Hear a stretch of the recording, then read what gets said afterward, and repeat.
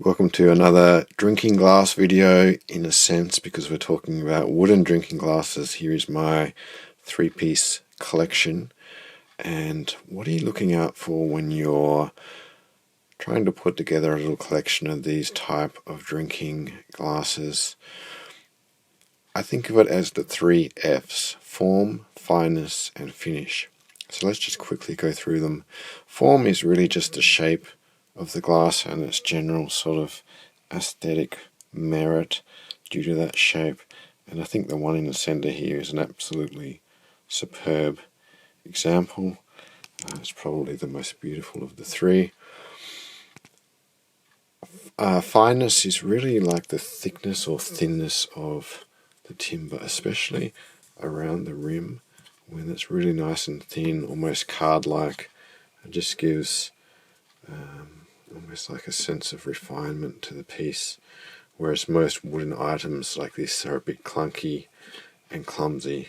So you're really looking for those nice, expertly turned pieces with the fine rim, and they cheat a little bit because it's actually a little bit thicker down here, but you don't notice that unless you check. And a fine stem and a not too clunky foot, and this piece is a really good example of a finely turned wooden goblet.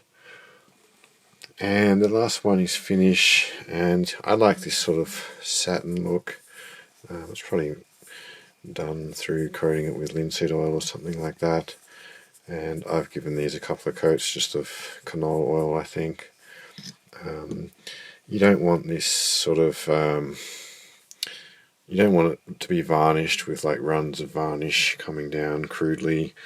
That would just ruin a really fine piece. This one is slightly glossy, just a little too glossy for my taste, but still a very nice piece. It might have been coated with Danish oil or something like that.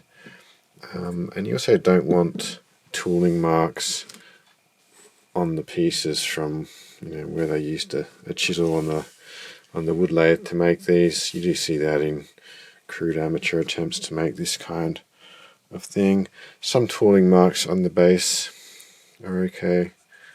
I don't really have a problem with that. Just like you, none on that one though. Just like you would have on a normal drinking glass. You don't want roughness from the sandpaper. You want it to be just brought back to a really smooth surface and then just finished with oil or something like that.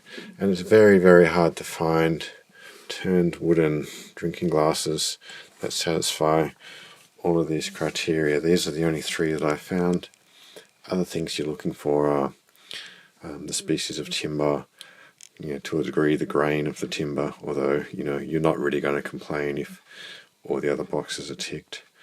So these are all native timbers to where I'm from, Tasmania. This is Huon pine, and there's actually a video on YouTube saying that Huon pine is remarkable for its ability to be put on a lathe, and you can actually turn straight into the end grain, just like you'd be turning it normally from the side. It's extremely fine-grained timber. Look at all the growth rings. Very, very slow growing. Very highly prized. Beautiful smell too. This is Blackheart sassafras, and this is, I think, like a spalting effect. They say the tree has to fall down in a creek for this to happen. Not sure if that's 100% true, but became quite desirable maybe 15 to 20 years ago. It's growing on me. I really like this glass. It's just so nicely shaped. Beautiful finish to it. And this one is musk. And this timber is known for its very strong chatoyancy. This piece doesn't display much of that. I'm just trying to find, I'm in sort of the wrong light. There is some around here. I'm not really getting it to show. Perhaps because I've got lights coming in from different angles, it sort of ruins the effect.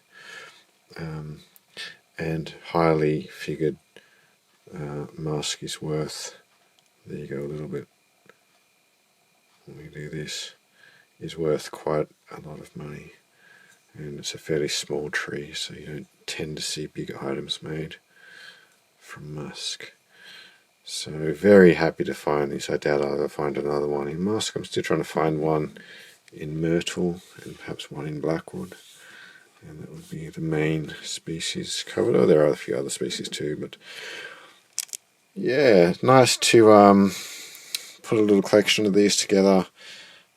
Wherever you are in the world, there are probably unique species of timber that are prized by woodworkers, and if you start looking out for these, I promise you it's not hard, it's not easy to find a good one. There are a lot of amateur wood turners and not many pros who make items of this quality. So anyway, that's all. Thanks for watching as usual, and I'll see you in the next one.